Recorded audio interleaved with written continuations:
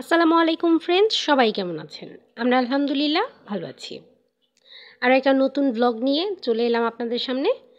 আর এখন সকালের নাস্তাটা করে নিচ্ছি। সকালের নাস্তায় ছিল গুড়ের চা।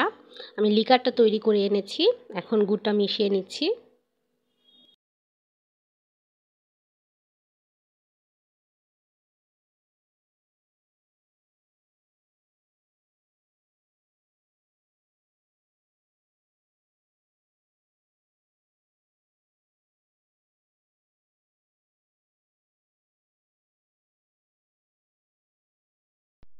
এরপরে চা খাওয়া শেষ করে আমি চলে গেলাম রান্নাঘরে।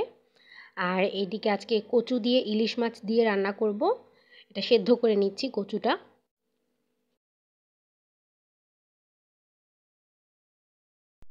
এরপরে পাতাকপিটাও সেদ্ধ করতে বসিয়ে দিলাম। পাতাকপিটা ভাজি করব। এই যে সেদ্ধ হয়ে এসেছে পাতাকপিটা, এবার পানিটা ঝরিয়ে নেব।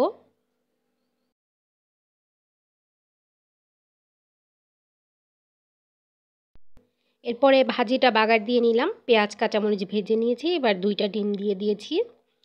আর ডিমটা একটু ভেঙে তারপর ভাজিগুলো দিয়ে দেব।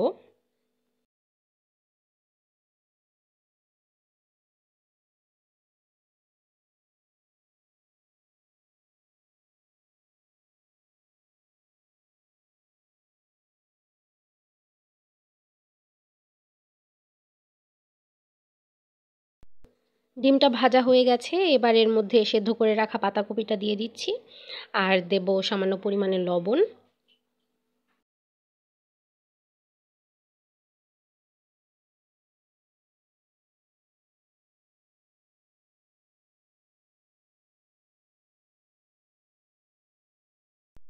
আর কিছুক্ষণ নেড়েচেড়ে একটু ধনিয়া পাতা দিয়ে তারপর নামিয়ে ফেলবো। এই তো ভাজিটা হয়ে গেছে, এখন ধনিয়া পাতাটা দিয়ে দিচ্ছি।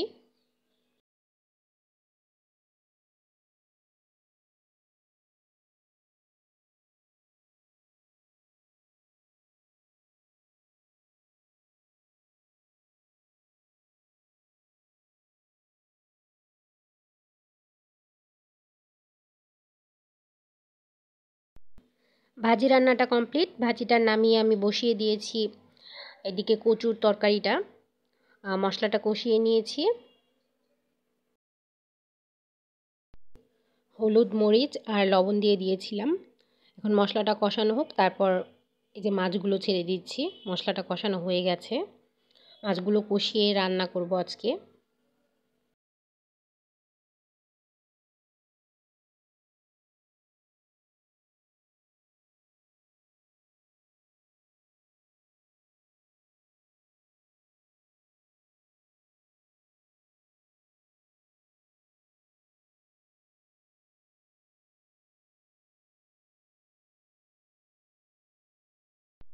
মাছগুলো কিছুক্ষণ কষিয়ে নিয়েছি, এই যে মাছগুলো তুলে রেখেছি। এবার এর মধ্যে কচুগুলো কষিয়ে নেব।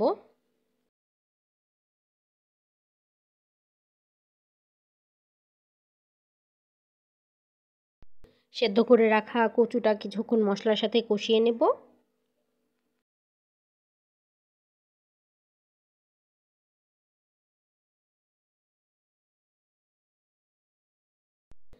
তারপরে এই যে কচু আর ইলিশ মাছের তরকারিটা হয়ে গেছে।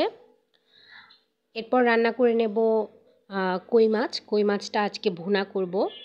মটরশুঁটি, টমেটো দিয়ে কই মাছটা ভুনা করব। এর জন্য সামান্য পরিমাণে কই মাছটা ভেজে নিচ্ছি। একদমই হালকা করে ভাজবো।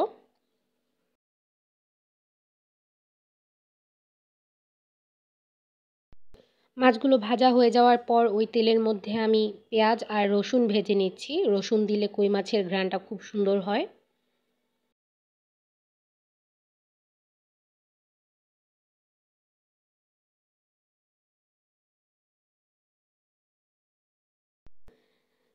তারপর মশলাটা কষিয়ে নিচ্ছি হলুদ, মরিচ আর লবণ দিয়ে। মশলাটা খুব ভালোভাবে কষিয়ে তারপর এর মধ্যে দিয়ে দেব মাছগুলো, ভেজে রাখা মাছগুলো। এই তো মশলাটা কষানো হয়ে গেছে, আগে থেকে ভেজে রাখা কই মাছগুলো দিয়ে দিচ্ছি।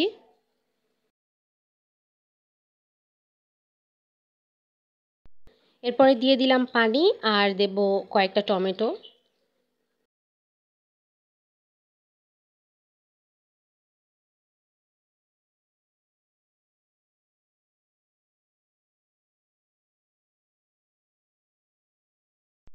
তরকারিটা তো প্রায় হয়ে এসেছে। এখন এর মধ্যে সেদ্ধ করে রাখা মটরশুঁটি দিয়ে দিচ্ছি আর দেব কয়েকটা কাঁচামরিচ।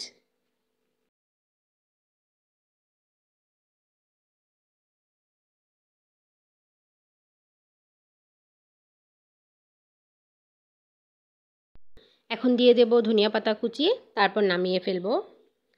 এরপর আমরা চলে যাব বারান্দায়। বারান্দায় আম্মু কিছু কাজ করছে, সেখানে চলে যাচ্ছি। আজকে পুঁইশাক গাছ সবগুলো তুলে ফেলা হচ্ছে, কারণ এখন পুঁইশাক গাছগুলো অনেকটাই পুরাতন হয়ে গেছে, আবার নতুন করে রোপণ করব। এখন সবগুলো পুঁইশাক তুলে ফেলবো। আর এইদিকে শিম গাছ রয়েছে, এই শিম গাছের বীজগুলো তৈরি হয়ে গেছে, এগুলো আমরা আজকে ছিঁড়ে ফেলবো। এই যে সবগুলো পুঁইশাক এদিকে তুলে রাখা হয়েছে।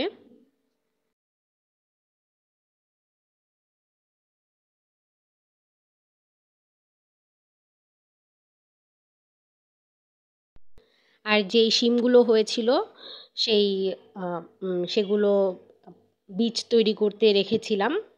এই শিমগুলো এখন ছিঁড়ে নেব। যে বীজ তৈরি হয়ে গেছে, এটার বীজ রোপণ করে দিলেই তারপরে আবার নতুন করে গাছ হয়ে যাবে। আমরা এটা বীজ রেখেছি।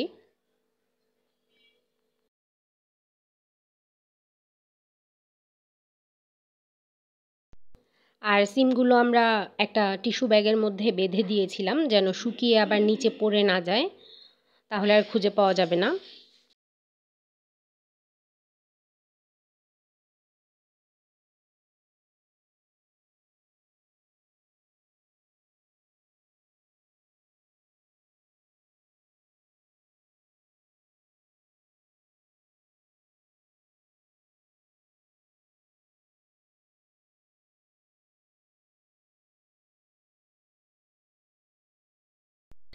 এরপরে তো সিমের গাছটাও তুলে ফেলা হলো, কারণ সিজনটা প্রায় শেষ হয়ে এসেছে এই গাছের জন্য, তাই এই গাছটাও তুলে ফেললাম।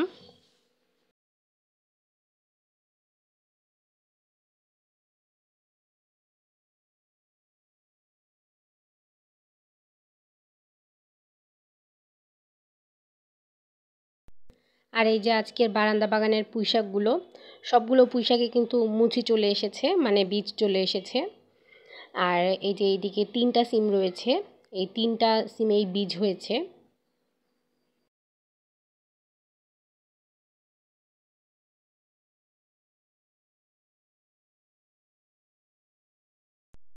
এরপরে তো দুপুরের ভাতটা খেয়ে নিলাম। আর প্রথমে শুরু করে দিচ্ছি পাতাকপি ভাজি দিয়ে।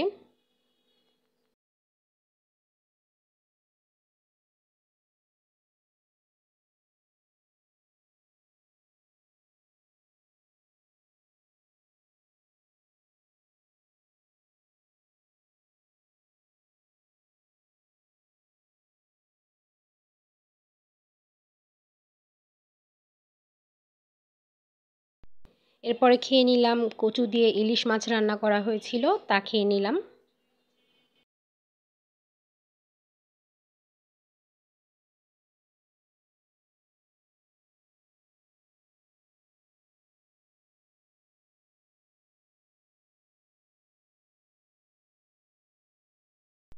তারপরে তো ভাত টাত খাওয়া শেষ করে বিকেলে কিছুক্ষণ রেস্ট নিয়েছিলাম। তারপর বিকেলের কাজগুলো শেষ করে সন্ধ্যার নাস্তা খেতে চলে এলাম। আর সন্ধ্যার নাস্তায় ছিল চা আর মুড়ি। এই তো আজকের ভিডিওটা এ পর্যন্তই। ইনশাল্লাহ আগামীকাল দেখা হবে নতুন আরও একটা ভিডিও নিয়ে। ততক্ষণ পর্যন্ত সবাই ভালো থাকুন, সুস্থ থাকুন এবং আমাদের জন্য দোয়া করবেন। আজকে এ পর্যন্তই। আল্লাহ হাফেজ।